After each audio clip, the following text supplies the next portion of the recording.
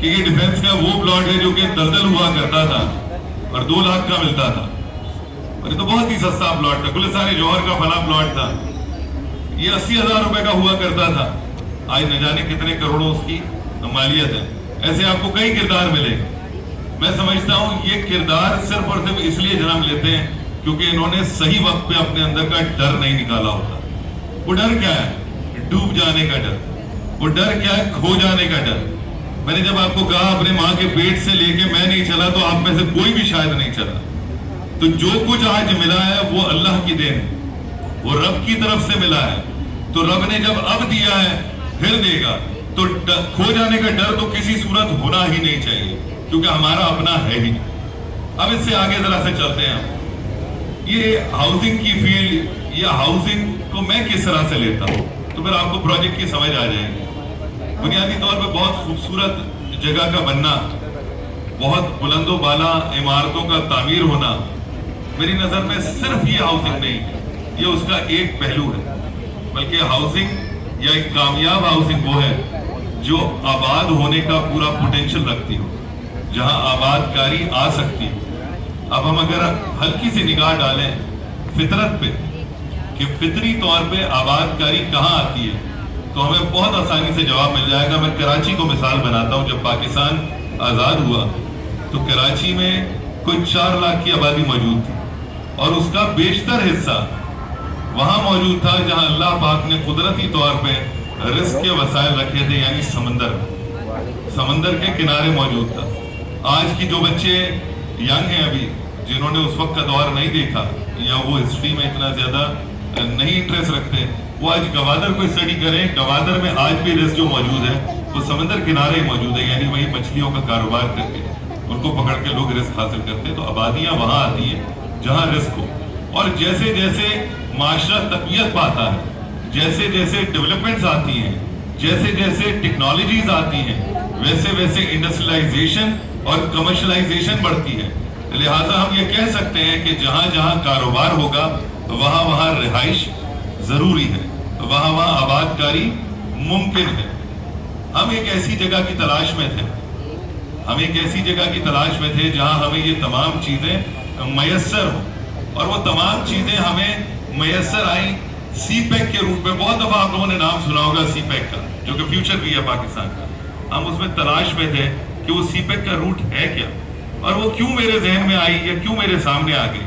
وہ سی پیک کا روٹ ہم نے جب جا کے دیکھا تو اس میں بہت ساری دھابے جی سے لے کے، اور پھر آپ آگے آتے ہیں تو آگے آتے چلے جائیے، اس میں پورٹ قاسم سے لے کے چلتے ہوئے آپ کو پورا جو جس کو ہم سپر ہائی وے یا M9 کہتے ہیں وہ آپ کو پورا دکھائی دے گا، جو کہ نوری آباد کا مقام کہلاتا ہے، جہاں ہم یہ سمجھتے ہیں کہ اس وقت 30% بھی انڈسٹریز آباد نہیں ہے۔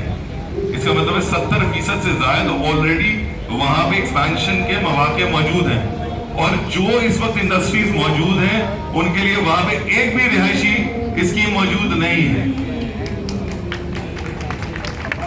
اب دیکھیں، سب سے پہلی چیز جب ہم یہ دیکھتے ہیں کہ کہیں پہ اتنے زیادہ کاروبار یا رزق کے مواقع موجود ہیں اور وہاں پہ رزق حاصل کرنے والے لوگ موجود ہیں اور وہاں پہ ہاؤسنگ کی کوئی سہولیات موجود نہیں ہے، لہٰذا یہ ایک نیچرل فینومینا ہو گیا کہ وہاں پہ اگر آپ رہائش کی فیسلٹیز اویلیبل کر دیں تو وہ آباد ہو جائے گی۔ ہے یا نہیں؟ بالکل سمپل سی بات ہے یا نہیں؟ اس میں بالکل سمپل سی بات ہے نا۔ یہ میں نے آج سے کوئی 10 سال پہلے سوچا تھا جب ڈی ایچ اے سٹی مارز وجود میں آیا تھا۔ سب نے نام سنا ہوگا ڈی ایچ اے سٹی کا۔ ڈی ایچ اے سٹی میں جب پہلا پلاٹ میں نے خریدا، یہ 2010 کی بات ہے، 2010 میں کل ملا کے ایک 500 گز کے پلاٹ کی جو انسٹالمنٹ اس وقت بھری گئی تھی وہ انسٹالمنٹ تھی 2 لاکھ روپے، اور مجھے جو مارکیٹ کا اون ملا وہ ملا 50,000 روپے۔ 2.5 لاکھ روپے کا وہ پلاٹ مجھے مل گیا۔ نہ بورڈ تھا، نہ وہاں کوئی بورڈ تھا ہائی وے پہ، نہ مجھے یہ پتا تھا کہ ایگزیکٹ جگہ کون سی ہے، بس صرف یہ پتا تھا کہ شہر کے کونے پہ انویسٹمنٹ کرنی چاہیے، اور شہر کا کونا کبھی نہیں آتا، شہر ایکسپینڈ ہوتے چلے جاتے ہیں، خاص طور پہ کراچی جیسا میٹروپولیٹن سٹی جو کہ ایکسپینشن اپنی کرتا چلا جا رہا ہے۔ گلستان جوہر ویران تھا، آج کھچا کھچ بھرا ہوا ہے۔ ڈیفنس کا یہی حال ہے، کئی علاقے اس طرح سے ہم نام لے سکتے ہیں इसी तरह से DHA सिटी में इन्वेस्टमेंट की गई और आज DHA सिटी में 500 गज का मिनिमम प्लॉट गालिबन 1.5 करोड़ से नीचे शायद नहीं होगा। आज 1.5 करोड़ से नीचे नहीं होगा। उस वक्त अगर मैं डर जाता या उस वक्त जिन लोगों ने वहां पे अपने प्लॉट खरीदे वो डर जाते कि ये तो बहुत दूर है, ये तो पता नहीं वीराने में है, तो आज उनकी वर्थ 1.5 करोड़ की नहीं होती और आज वो खरीदना चाहते तो शायद उनको उनका नसीब या उनके हालात मौका नहीं देते। तो ये वो डर है जिसकी मैं बात कर रहा हूं, जो आपने अपने अंदर से निकालना है। फंडामेंटल्स को आपने उठा के देखना है कि फंडामेंटल्स क्या कहते हैं। कोई एक जगह अगर आबाद होने का पोटेंशियल रखती है तो वहां पे आबादकारी आएगी और वहां पे जहां पे आबादकारी आएगी वहां पे गुलशन गुलशन घर घर आबाद होगा, वहां लोग आएंगे, वहां पे ऑटोमेटिकली प्राइसेस भी ऊपर जाएंगी। अब आपका पर्सपेक्टिव चाहे रिहाइश का हो या चाहे इन्वेस्टमेंट का, दोनों सूरतों में आपको वहां तकवीयत मिलेगी। अच्छा, हमने एक बात की इसमें 5,000 में जमींदार, मैं एक करेक्शन करना चाहता हूं, यह कोई लो कॉस्ट हाउसिंग स्कीम नहीं है। अभी क्योंकि SMD अवेलेबल नहीं थी इसलिए आप गेट का स्ट्रक्चर देख नहीं पाए। इसमें ये 65 फीट हाइट का गेट है जो इस वक्त हाईवे पे इंशाल्लाह सबसे बड़ा गेट होगा। ये लो कॉस्ट हाउसिंग नहीं है, ये ज़हन में रखिए। 240 फीट का इसका मेन बुलेवर्ड है, ये लो कॉस्ट हाउसिंग नहीं है। इसके फौरन बराबर में नूरियाबाद जिमखाना आ रहा है जो कि अल्हम्दुलिल्लाह अपने तौर पे एक अनोखा स्ट्रक्चर आ रहा है।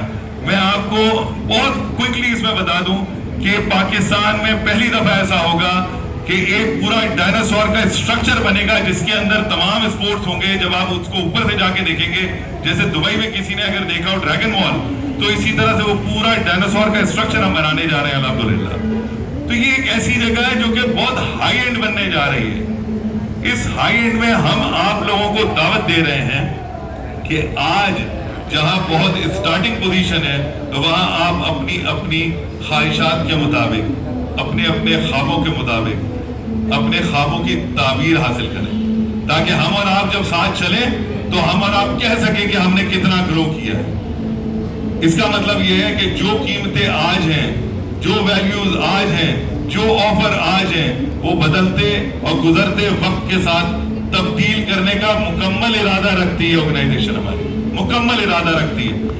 इस वक्त वहां पे अगर आप विजिट करने जाएंगे तो अल्हम्दुलिल्लाह 100 फीट रोड जो कि बाहर सिर्फ अप्रोच रोड या सर्विस रोड कहलाती है, उसको 100 फीट चौड़ा किया जा रहा है। उसका काम शुरू हो चुका है अल्लाह के फजलो करम से। इंशाअल्लाह जो ही ये काम कंप्लीट होगा, जिसका तखमीना हमने कोई 1.5 माह का लगाया है, 1.5 माह के बाद बाउंड्री वॉल का इंशाअल्लाह काम शुरू कर दिया जाएगा और गेट जो कि मेगा गेट स्ट्रक्चर है उसका काम करना शुरू कर देंगे हम। इस पे आप इस वक्त अगर हमारी डिजिटल प्रेजेंटेशन देखेंगे तो ये पहली दफा पाकिस्तान में ऐसा होगा कि गेटवे हाउस हमारी डेवलपमेंट की पूरी एक गैलरी बनने जा रही है, जो कि आप समझे 65 फीट तक पूरी गैलरी चलेगी। उसके ऊपर चढ़ के आप जितनी हमारी तामीरात होंगी, जितनी इसमें डेवलपमेंट्स होंगी, जो तमाम पेशरफ्त होंगी, उसको इंशाल्लाह आप वक्त गुजरने के साथ साथ वहां पे देख सकेंगे। हमने इसका तखमीना भी, हमने गेट की कंप्लीशन का तखमीना भी 8 महीने लगा है। बाउंड्री वॉल का तखमीना हमने 3 महीने का रखा है कि हम फ्रंट की बाउंड्री वॉल जो फेस है उसका, वो इंशाल्लाह कंप्लीट कर लेंगे। यानी जो ही हम रोड कंप्लीट करके, बाउंड्री वॉल कंप्लीट करके और खास तौर पे गेट का स्ट्रक्चर करके आगे जाएंगे तो मेरे ख्याल में मेरी मार्केटिंग टीम बेहतर बता सकती है कि जिन प्लॉटों में आप इन्वेस्टमेंट कर रहे होंगे उसका मैच्योरिटी लेवल क्या होगा। मैं अपने मुंह से कोई बात करूं तो मुनासिब नहीं। उसके बाद जो मुझसे जरदारी भाई ने रिक्वेस्ट की, अरशद भाई ने कहा कि मुझे आपके डिजाइन बड़े खूबसूरत होते हैं। एक तो हबीब ब्लॉक का नाम उन्होंने मुझसे ले लिया, जबरदस्ती ले लिया कि आप हमारी वेलफेयर के नाम पे आप एक ब्लॉक दें। बैक उन्होंने कहा आप डिजाइन दें, तो मेरे ख्याल में अरशद भाई ने डिजाइन आप लोगों से शेयर किया होगा। मैं दावे के साथ आज की तारीख में कह सकता हूं कि अल्हम्दुलिल्लाह कोई भी बड़े से बड़ी सोसाइटी इस हबीब ब्लॉक के डिजाइन को मैच नहीं कर सकती, अल्लाह के फजलो करम से। एक खास बात उसकी मैं बताऊं आपको, नॉर्मली जितने डेवलपर्स होते हैं वो ठीक करते हैं, बायलॉज उनको इजाजत देते हैं कि टोटल एरिया का 65% वो रेजिडेंशियल साइट पे यूटिलाइज कर सकते हैं, ये बायलॉज उनको इजाजत देते हैं। ہم نے حبیب بلاک کو 46% یوٹیلائز کیا ہے, باقی سارا گرین ایریا ہے الحمدللہ. یہ لینڈ ہم نے اس لیے نہیں چھوڑا کہ یہ صرف اور صرف آپ کو فائدہ دے گا, بلکہ حبیب کے بعد جب اگلے بلاکس آئیں گے تو ان کی قیمتیں کہیں اور چلی جائیں گی. یہ پوری مارکیٹنگ اسٹریٹجی ہے اس کے پیچھے. اس کے پیچھے صرف ویلفیئر نہیں ہے, کیونکہ میں ویلفیئر کو حقیقتاً جو نام دیتا ہوں, ویلفیئر وہ ہے جس سے ہم اور آپ کہیں نہ کہیں ذریعہ معاش حاصل کر سکیں. ایک دوسرے کو روٹی کھلانے سے نکل کے بہتر یہ ہے کہ ہم ایک دوسرے کو اس قابل بنائیں کہ ہم روٹی پکا کے کھلا سکیں دوسروں کو, ہم دوسروں کو موقع پرووائڈ کر سکیں. اس وقت ہماری آرگنائزیشن میں یہ بات کہیں اور نکل جائے گی. ہم اپنی آرگنائزیشن میں بہت سارے ایسے کام کر رہے ہیں, بہت سارے ایسے, خاص طور پہ میری جو وائف ہے وہ کام کر رہی ہوتی ہے اس وقت نابینا افراد کے ساتھ, بہت زیادہ ان کی انکلوژن پہ کام کر رہی ہوتی ہے. مقصد ہمارا یہ نہیں ہے کہ ان کے لیے کوئی ویلفیئر کا سسٹم ایسا بنا دیا جائے جہاں پہ ہم ان کا وظیفہ باندھ دیں, نہیں. ہم نے ان کو عزت دار طریقے سے بہت اچھے پے اسکیل پہ مواقع پرووائڈ کیے جاب کے, جہاں انہوں نے ثابت کیا آگے کہ وہ ہماری اور آپ کی طرح شاید بلکہ ہم سے بہتر طور پہ وہ پرفارم کرنے کی صلاحیت رکھتے ہیں. میں اسی طرح سے اپنی ہاؤسنگ میں بھی چاہتا ہوں کہ کیوں کسی امیر کو یہ اختیار حاصل ہے کہ انویسٹمنٹ کرے گا اور امیر سے امیر ہوتا چلا جائے گا. میں بھی تو ایک عام آدمی تھا. آج میں اگر کسی مقام پہ بیٹھا ہوں, میرے رب نے مجھے موقع دیا ہے, میں وہ موقع آپ کی طرف تھرو کرتا ہوں. استعمال کرنا آپ کا کام. 5,000 میں 5,000 ماہانہ کی اسکیم کے بعد آپ یہ نہیں کہہ سکتے کہ میں مجبور ہوں, میرے حالات خراب ہیں کہ میں اس اپرچونٹی کو استعمال نہ کر سکوں, بلکہ آپ کی چوائس ہوگی امیر نہ بننے کی, آپ کی چوائس ہوگی انویسٹمنٹ نہ کرنے کی, آپ کی چوائس ہوگی اپنا تقدیر نہ بدلنے کی. میں آپ کو کئی مثالیں دے سکتا ہوں, آپ بھی دے سکتے ہیں مجھے, جہاں لوگوں نے اسٹیپ اٹھایا ہے اور اسٹیپ اٹھانے کے بعد انہوں نے اپنا فارچیون بنایا ہے. میں جس وقت اس فیلڈ میں پہلی دفعہ آیا, میں بہت تیزی سے لوگوں سے بائنگ کیا کرتا تھا. لوگ مجھے ڈراتے تھے, یار کوئی فراڈ کر دے گا تمہارے ساتھ, کوئی تمہارے پیسے لے کے بھاگ جائے گا. میں آپ کو لٹرل وہ چیزیں بتا رہا ہوں جس کے بعد آپ کو یقین ہوگا کہ یہ ڈر نکالنے سے کتنا فرق پڑے گا. مجھے جو پلاٹ بیچنے آتا تھا, جو بروکر بیچنے آتا تھا, میں اس سے کم و بیش ہر بروکر سے خرید لیتا تھا. وہی کہتے نا بد اچھا اور بدنام برا. اگر وہ بدنام تھا تو بس وہاں پہ رک گئے, اگر برا تھا اور بدنام نہیں تھا تو مجھے پتا نہیں تھا, میں اسے خرید لیا کرتا تھا. میں چونکہ ڈر نہیں رکھتا تھا تو شاید روزانہ کی بنیادوں پر 5-7 پلاٹ خرید لیتا تھا اور اس کے بعد بیچ بھی دیا کرتا تھا. نفع تو ہوتا ہوگا کہیں نہ کہیں, کچھ نہ کچھ نفع ہوتا ہوگا. چلیے والیوم پہ گنتے ہیں, اگر روزانہ 5-6 پلاٹ میں خرید رہا ہوں اور بیچ رہا ہوں, مہینے میں کتنے ہو گئے؟ 150 پلاٹ. اللہ پاک نے رزق کو کتنا بڑھا دیا. میں سال بعد اٹھا کے میں نے دیکھا تو 1% کا بھی فراڈ نہیں تھا, 1% سے بھی کم تھا وہ فراڈ. آپ ذرا سمجھے میں کیا کہہ رہا ہوں, فراڈ 1% سے بھی کم تھا. ہمیں یہ ڈر جینے نہیں دیتا.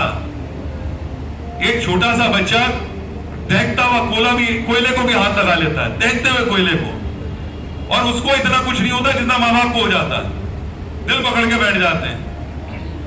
ہم جاپان میں جا کے ان کی موویز دیکھیں, وہ چھوٹا سا بچہ جس کو میرے خیال میں 3 مہینے دنیا میں آئے ہوئے ہوتے ہیں, وہ سوئمنگ کر رہا ہوتا ہے, اور ہم یوٹیوب پہ بیٹھے ہوئے کہہ رہے ہوتے ہیں یار واہ کیا بچے ہیں.